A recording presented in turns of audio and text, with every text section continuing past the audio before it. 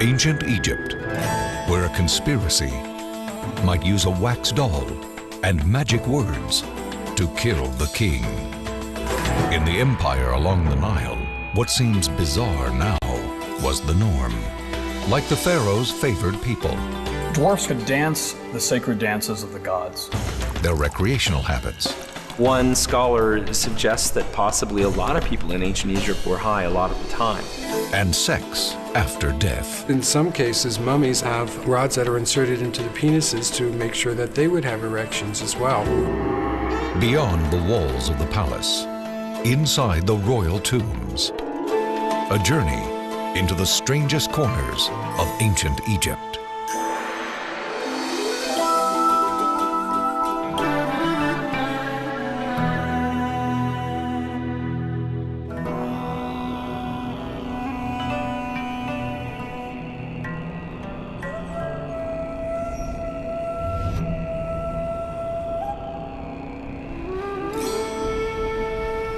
For thousands of years, the monuments of Egyptian civilization have dazzled mankind. But there is another, often unknown aspect of life along the Nile, an eerie world of magic and puzzling beliefs.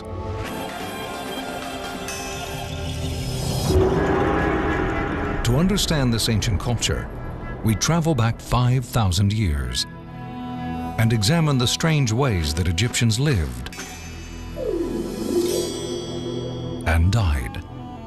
We begin with their creation myth, a bizarre tale of sex, incest,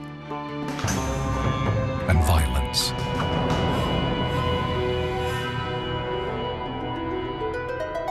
The Egyptians imagined that a god actually masturbated the world into existence. And out of semen came male and female gods, who then reproduced through regular sexual reproduction and created a successive generation of male and female gods. In the pantheon of Egyptian deities, brother marries sister. These incestuous gods bring family feuds to violent new heights. Osiris was invited to a party by his brother Seth. And as a party favor, Seth offered a coffin. Only at an Egyptian festival would a coffin be an appropriate party favor. Driven by jealousy, Seth locks Osiris inside the coffin and throws it into the Nile. After a frantic search, Isis, Osiris's wife, finds his body. But Seth attacks again. He slices his brother into pieces and scatters body parts across the countryside. She was able to find all of the pieces except for his phallus, which had been eaten by a fish. Isis binds her husband's body together, turning Osiris into the first mummy. For thousands of years, Egyptians will imitate this story, carefully wrapping the corpses of their loved ones. Isis, however, finds another way to ensure the immortality of Osiris. By her own magical powers, she recreated a new penis and then was able to impregnate herself through her divine husband and bear his son and heir, the god Horus. Ancient Egyptians believed their magnificent civilization was formed by this mixture of incest, masturbation, and castration. It would be thousands of years before the rest of the world got a peek at how strange it could get in an Egyptian bedroom.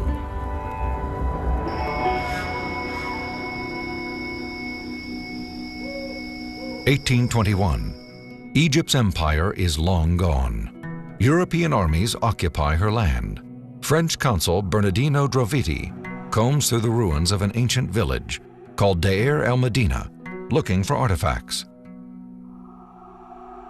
Built more than 3,500 years ago, probably by Pharaoh Amenhotep III, this working-class town near the Valley of the Kings once housed the men who constructed the royal monuments.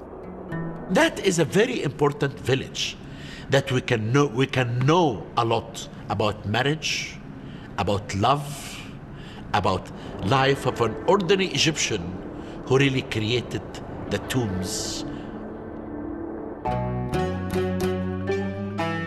Here, Drovetti buys a huge cache of papyrus documents. He unrolls one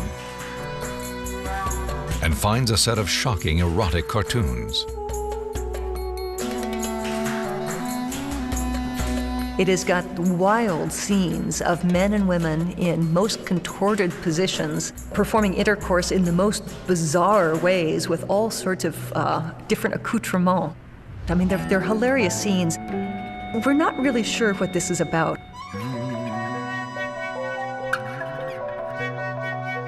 One of the amusing things is that modern scholars have been rather trepidatious about publishing this text because it was a little too raunchy for some of them. In one scene, a woman is engaged in intercourse with a man with an enormous phallus while she has a little hand mirror and she's putting on eye makeup. Is this a satirical comment on upper-class behavior or just a private collection of pornography? Modern scholars aren't sure.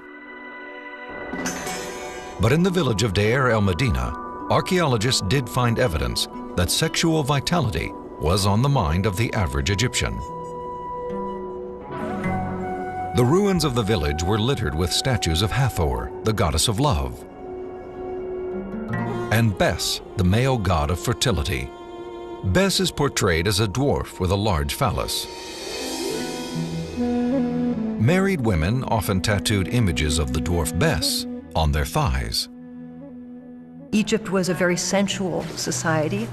The women with their beautiful gowns, and the clothing in ancient Egypt, especially for women, really enhanced the body.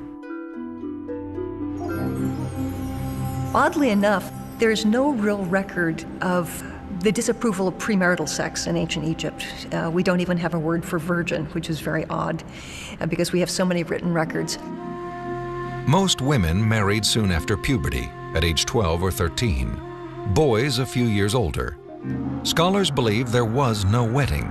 The couple simply moved in together. We have no good indication of a formal marriage ceremony. We have no good indication of the state taking any interest in marriage whatsoever.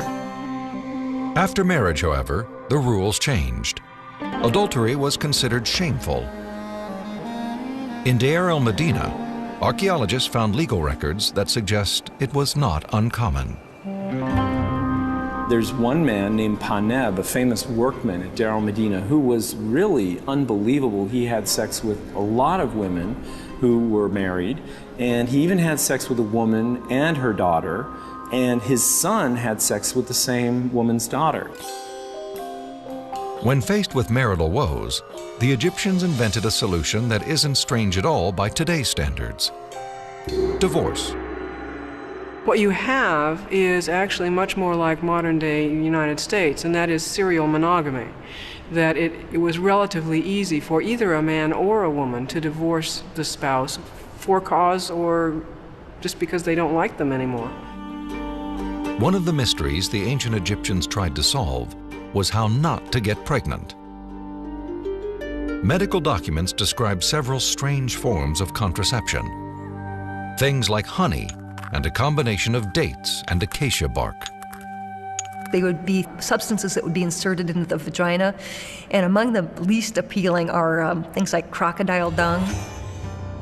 Some people have suggested they were more effective at keeping men away from the woman than it was for actually contraception itself. There was also a darker, more sinister side of sexuality in ancient Egypt.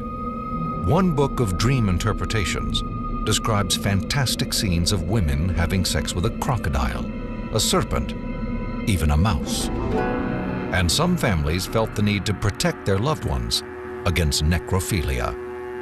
There is some evidence that certain bodies were not delivered to the embalmers directly after the death, but were actually kept in the house. And the assumption is because the husband was afraid that the body would be violated by the embalmers.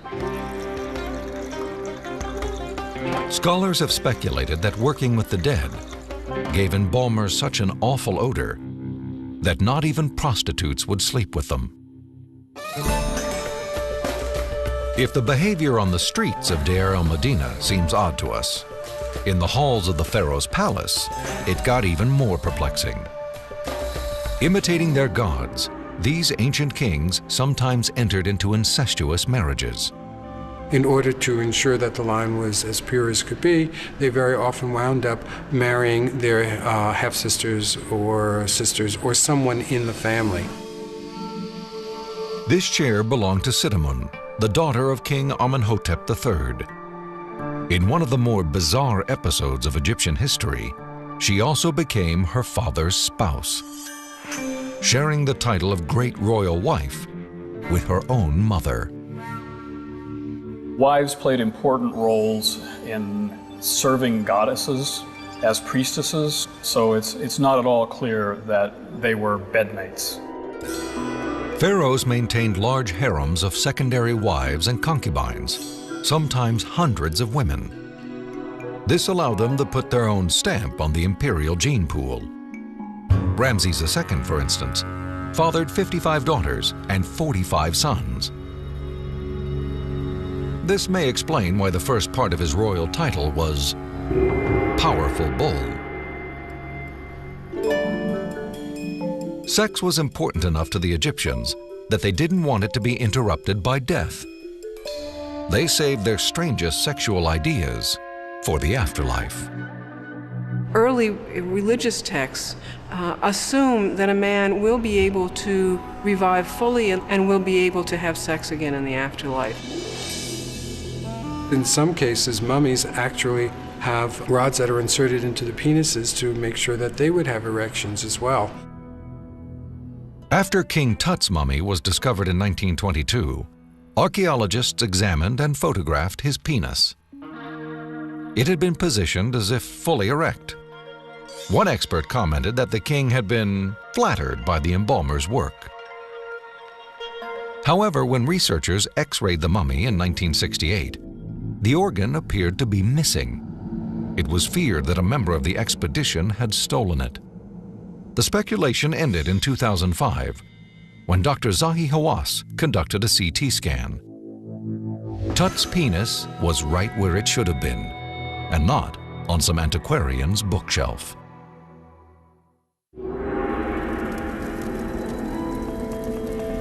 Dark forces in the service of love. Strange ingredients: a scarab beetle, milk of a black cow, apple seeds, nail clippings, and a pot of human urine. These substances came from the toolkit of a highly skilled magician. Egyptians believed potions like this, combined with spells and incantations, connected them to the mystical power of the universe. They were very interested in controlling their own environment, as we are. But they couldn't control it through scientific ways. They wound up controlling it through magical ways. A papyrus from the 2nd or 3rd century tells of these magical ways, of a sorcerer who used these substances in hopes of making a woman fall in love with him. The notion of magic is fundamental to the Egyptian understanding of their gods and the universe. If you can make use of this force which underlies the universe, then you too can make use of words or images and have a practical effect. With the scarab in his hand, the magician recites a long spell, thus dispatching it on his mission of love. He then drowns the beetle in the vial of cow's milk. Half the bug is cooked with the nail clippings, apple seeds, and urine. This mixture is poured into a jug of wine with more incantations. All that's left is to somehow convince the object of his desire to drink the concoction. We don't know whether the potion worked, but we do know that sorcery was normal in ancient Egypt. Priest-magicians had no divine calling. It was a hereditary post, and a part-time one. Priests served for about 3 months of the year. During that time, they adhered to strict rules of ritual purity. They abstained from sex and meat.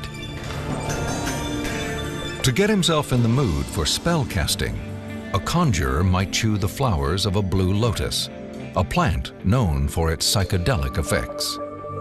There was a desire to transport yourself and experience dreams. And this was part of the way of divination, the way of figuring out what would happen or what should happen. People relied on the magician's skill to protect them from spirits of the dead who had not been properly mummified.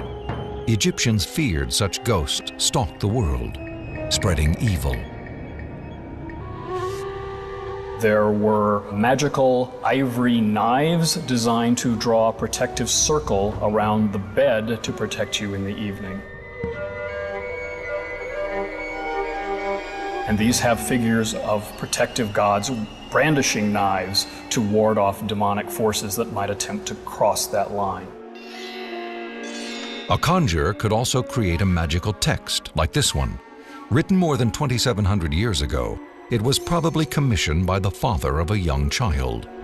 It is a decree promulgated by a temple which says that I, God so-and-so, will protect you, your name written here, from a wide variety of diseases, illnesses, nightmares that would be a problem for you for the duration of your life. For Egyptians, the world of magic and the spirits of their ancestors were familiar territory. There was actually very little real separation between the land of the living and the dead. You could communicate through letters to the dead. It was one of the most effective ways. This simple clay pot, covered with hieroglyphs, is one of the strangest examples of a letter to the dead. This long letter written by a man to his deceased father asks for help against sickness on behalf of himself and his wife, and in addition, that his dead father ensure that he and his sister both have healthy children born to them. Egyptians used wax effigies to create even more powerful magic and curse their enemies. The practice is directly comparable to what Hollywood considers the voodoo doll, but which has a much longer history in Egypt, where you actually have figures that are pierced, buried upside down, trampled, and boiled. Exotic rituals weren't always necessary to summon magical forces. Sometimes all it took was a single word. Since Heka, the god of magic, was also the god of images, the pictures that made up Egyptian hieroglyphs were one of the most potent forms of magic. The signs themselves had the magical ability to come to life. It was often important, the Egyptians thought, to actually disable potentially dangerous hieroglyphs from attacking the dead man. For instance, to neutralize the power of the symbol for snake, a scribe would draw daggers through its body. Some believed the power of Egyptian magic could reach around the globe and across centuries. Archaeologist Harold Carter discovered the tomb of King Tutankhamun only after years of searching. When he opened the crypt, Carter was dazzled by the glint of gold. Magnificent headpieces, ceremonial knives, and jewelry filled the crypt. This exquisite miniature sarcophagus, he learned, once held Tut's liver.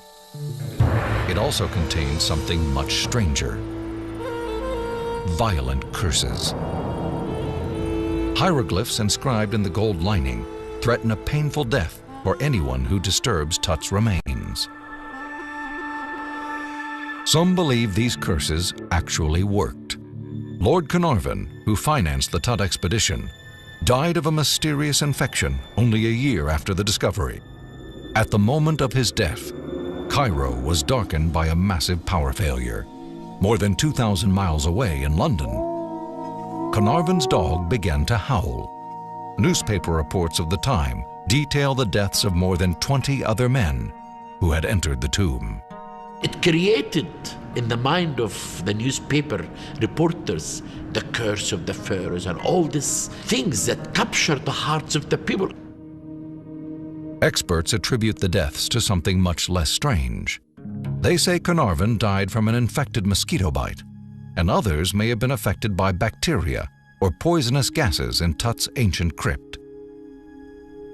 Yet many still believe Tut's curse is proof of Egyptian magic's strange power.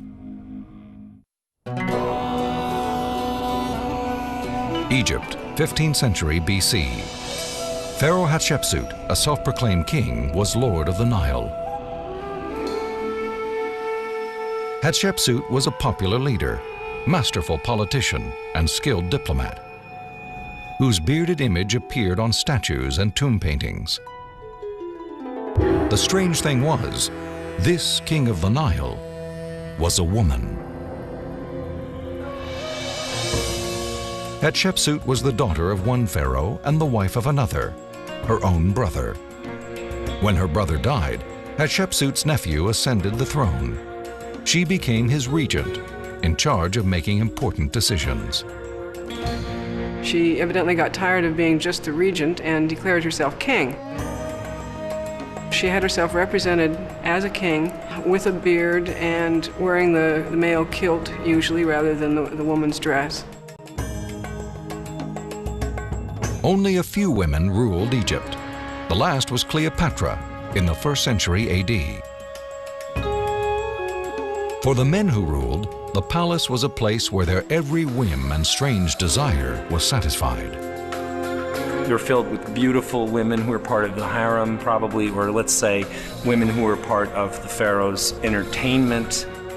While the common folk ate mostly bread and beer, the royals feasted on beef, waterfowl, pork, and fish, all washed down with flagons of sweet wine. One thing you'd never see on the pharaoh's table was the Oxyrhynchus fish. Egyptians believed this denizen of the Nile had eaten the penis of the god Osiris after his evil brother Seth tossed it into the river. If the food that did appear on the king's table wasn't strange, the waiter might be. Trained baboons sometimes served the royals. Egyptians considered them sacred and kept them as pets.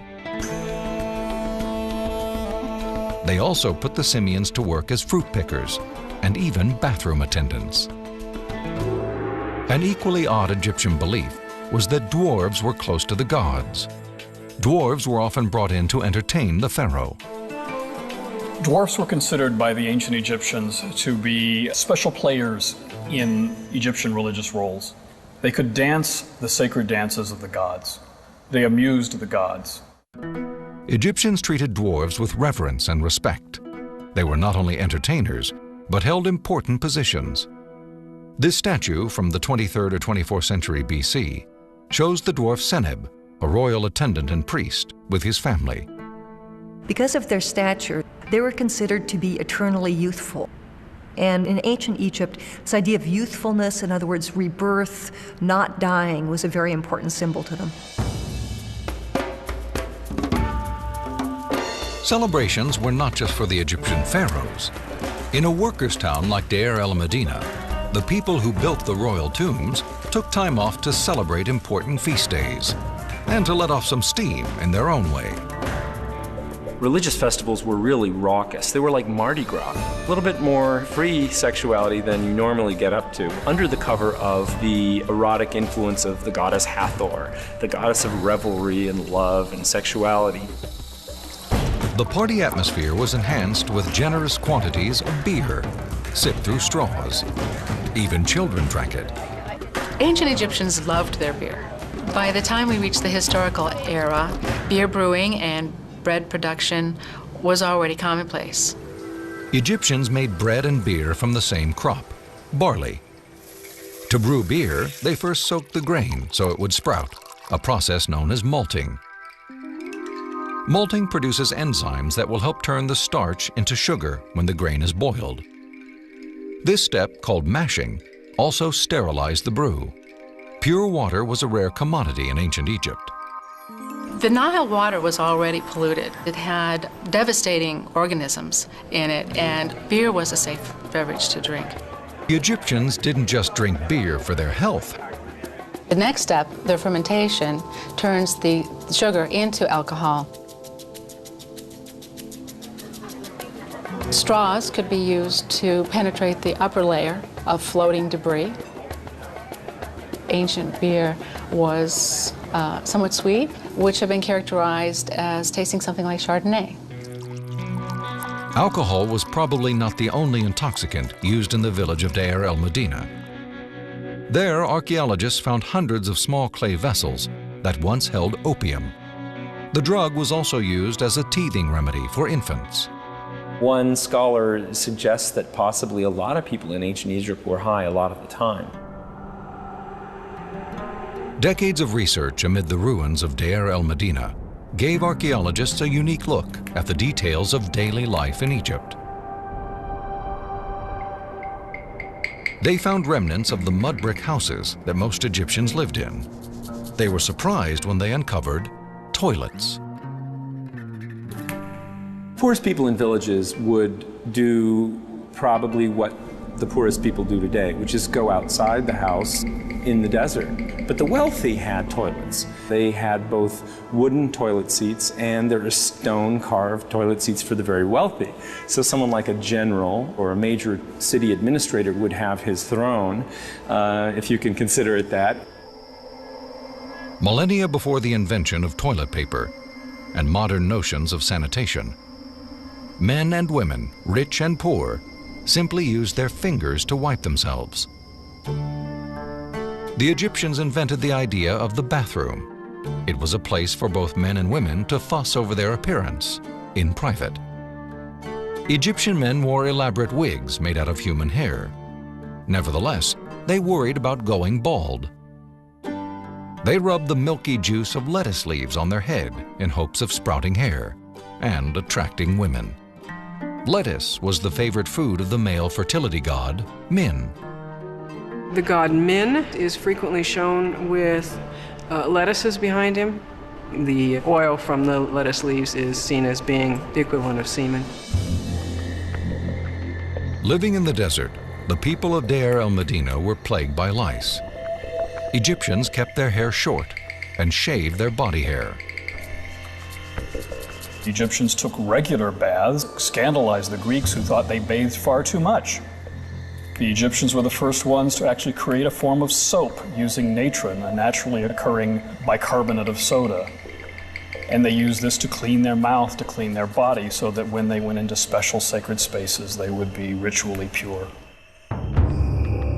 Egyptian medicine was equally strange. For cataracts, the doctor would likely prescribe mashed brain of tortoise. For a burning rectum, try a compress made from onion meal, honey, water, and the tail of a dead mouse. Concern for cleanliness led the Egyptians to become one of the first cultures to practice circumcision for men. Starting more than 4,000 years ago, priests performed circumcisions with crude flint knives. They did it as a rite of passage into adulthood. By today's standards, it seems a little gruesome that young men were circumcised when they were in their early teens rather than as infants. In the 23rd century BC, a man named Uha commissioned this stone tablet as a monument to the greatest moment in his life, his circumcision. He says, after the usual platitudes of Egyptian thought, I gave bread to the hungry, was helpful to the widow and the orphan, I gave a boat to the person who had none, that I was circumcised together with 120 men, and not one of us cried out, not one of us scratched. Archaeologists have found many strange memorials in Egypt, but this one may be the strangest. The ancient city of Abydos is the site of many of the oldest ruins in Egypt. The temple to Osiris dates from the 32nd century BC. On its walls are perhaps the strangest hieroglyphs in all of Egypt. Some believe they are evidence that the ancient Egyptians possessed 20th century technology more than 5,000 years ago. In that temple, you actually have carvings of helicopters, planes, a spaceship, and possibly a submarine, all carved into the stone. These symbols led author John Van Auken to a controversial theory. He believes Egypt's great civilization was founded by an older but much more advanced society, one that actually built monuments like the Great Pyramid at Giza. The Great Pyramid of Giza is a real piece of physical evidence that something very sophisticated was there and achieved this accomplishment, which we haven't been able to replicate. It is hard to understand how a society that lacked even wheeled carts moved the 2.5 million stone blocks that make up the pyramid. Some weigh as much as 70 tons. Who could accomplish such a monumental task? Van Auken believes people from the legendary lost continent of Atlantis migrated to Egypt after a massive flood destroyed their homeland. These survivors, he claims, brought with them mystical powers. They became the ancestors of Egypt's pharaohs and high priests. The Atlanteans used metaphysical and physical properties of the electromagnetic energy and radiation in building the pyramid, to carve them perfectly, to move them and put them in position perfectly. Modern scholars are confident that the Egyptians used their skill and social organization to build the monuments, not otherworldly powers.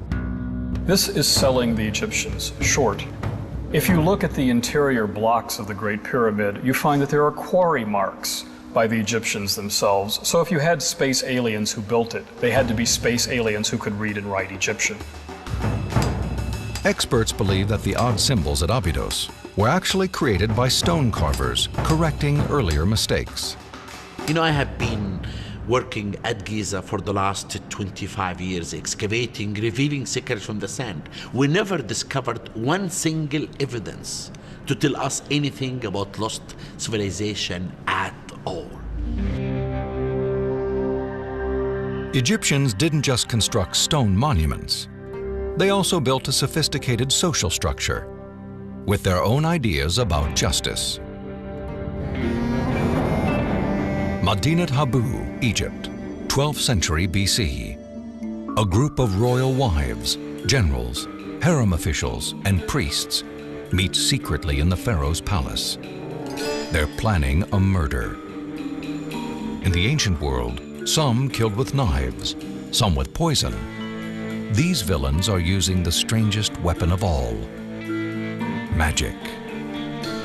They made wax dolls, which they manipulated in the same way as modern voodoo dolls.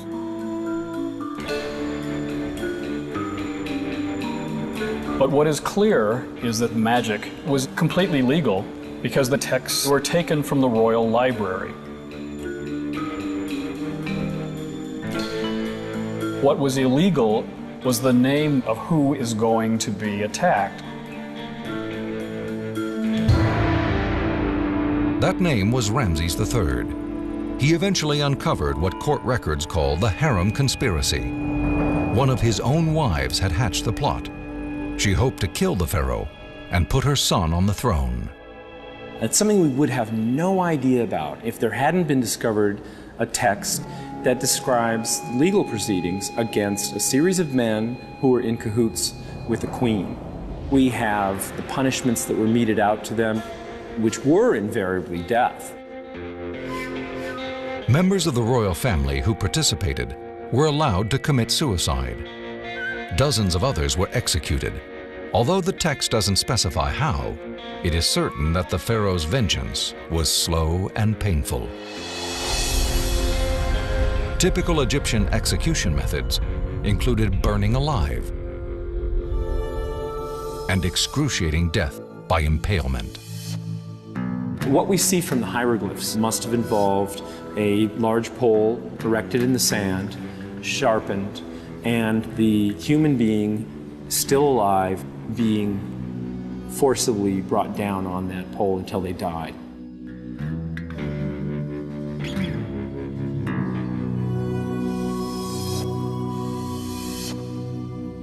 The harem conspiracy demonstrates one aspect of Egyptian justice. The pharaoh was the law. The Egyptian judicial system was kind of odd because we have almost no law codes, almost no written law codes. Law came from Pharaoh himself. The principle of justice was represented by Ma'at, a goddess with a tall ostrich feather in her headdress. It was called the Feather of Truth. Ma'at is an extremely important goddess because it represents a concept of decorum. It also represents divine order. Egyptians believed that if Ma'at ceased to exist, the world would degenerate into chaos. In a town like Deir el-Medina, village elders would use the concept of Ma'at to settle disputes. The Egyptians were incredibly litigious. They were constantly suing each other. We even have examples of people who are alive suing people who are dead. We have examples of people who go to a court and they call upon the person who's dead to give witness against this person who's living. If they were unhappy with the verdict, Egyptians would appeal to the gods directly. In the temple, they would stand before an oracle statue, like this falcon. People would ask questions as simple as, who stole my chisel? And questions as important as, will I get the job that I want? To the god. This statue had a hole attached to a speaking tube. A priest, perhaps in a trance-like state, would deliver the answer from a hidden room. A little bit sort of like the Wizard of Oz, you know, where there's the man behind the curtain. For Egyptians, final justice was rendered after death by a strange divine court. If you had committed sin, then your heart would be eaten by a horrible monster who's called the Devourer.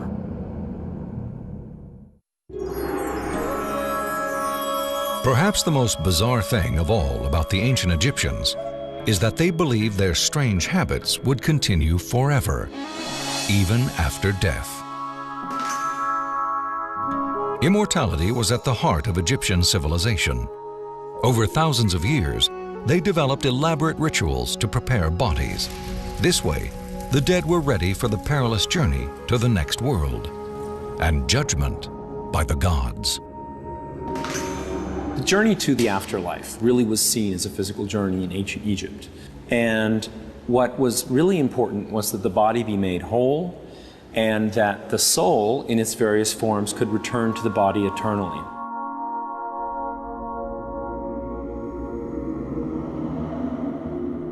Mummification, the most famous of Egypt's strange practices, was an elaborate process.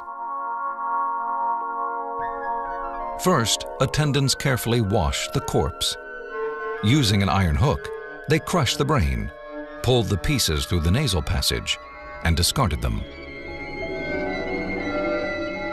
Then the embalmers removed the internal organs and preserved them in ceremonial jars, except for the heart, which stayed in the body. For the ancient Egyptians, like medieval Europeans, the heart was the center of the emotions, which is why we send hearts at Valentine's Day and not brains.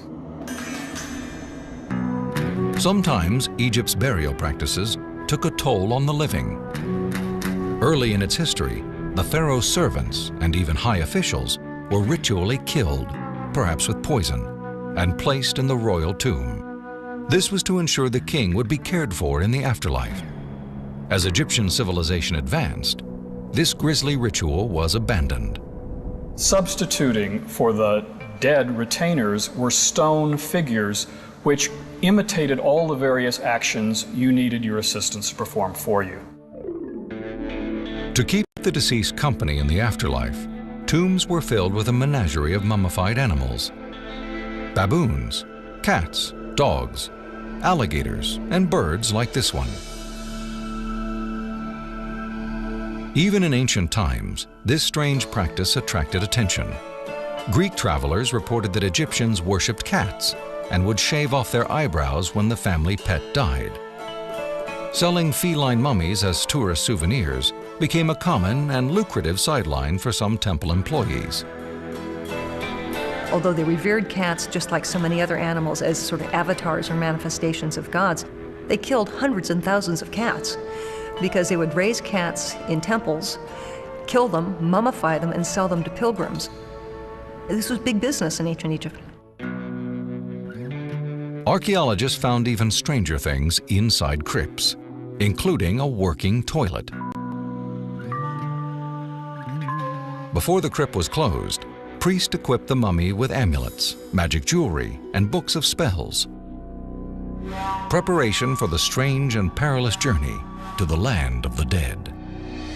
His spirit must then travel through the underworld, avoiding a series of dangers and pitfalls designed by demons and otherworldly creatures to prevent him from reaching the god Osiris. First, the spirit traveled to the Hall of Two Truths, where a panel of 42 gods, with names like Strider, Eater of Shadows, and Breaker of Bones, challenged his virtue. The deceased must proclaim the sins he didn't commit. Some were quite bizarre. I didn't eat excrement, I didn't drink urine. I didn't fornicate with anyone other than my wife. I didn't have sex with a man. I didn't have sex with an animal. They also include every single sexual activity you might think of. And if this were true and you never could do any of these things, there would have been no Egyptians left to utter these spells. But what if you had committed one of these transgressions? Or just forgotten the right answer? The Egyptians were ready for that. The correct responses were packed with the mummy in a book that was perhaps the strangest thing ever written in the Egyptian language, the Book of the Dead. They were written down in papyrus, and these were mass-produced. They were actually left with blanks for your name. You know, fill in name of dead person here. So you were kind of like absolved of all sins through the purchase of this very special document. If the Book of the Dead performed as promised, and the 42 assessor gods were satisfied, the spirit was ready for the final ritual. He presented himself to Osiris, the god of the dead. Osiris placed his heart on a scale. On one side was the heart, and on the other side was the feather, which represented the goddess Ma'at. So everything had to balance.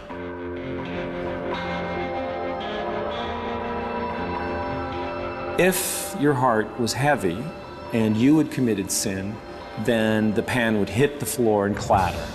And with that, your heart would be eaten by a horrible monster who's called the Devourer. If it was as light as a feather and you had lived a good life, you would be pronounced to be true of voice or justified, which meant that your life had been worthwhile. Finally, the spirit entered the next world, known as the Field of Reeds. Attendants unwrapped the mummy and prepared the person for the wonders of eternity. They open his mouth, then he can eat in the afterlife. They open his nose, then he can smell. And they open his eyes, then he can see. In the Field of Reeds, the field of paradise, grain grows to colossal heights. Food is abundant. It was never anything but a sunny, beautiful day where you had all the abundance, the coolness of the breezes of the north, and where you lived for eternity in happiness with your wife and family. With these death rituals, the ancient Egyptians hoped to recreate their strange earthly civilization here, in the Field of Reeds. In essence, your tomb is the temple for you as a deified spirit, and your mummy is the cult image of you. That's why it has to be protected, that's why it has to be fed, that's why it's essentially treated just like a god. After the funeral, it is a god. Incestuous kings, magic spells, letters to the dead.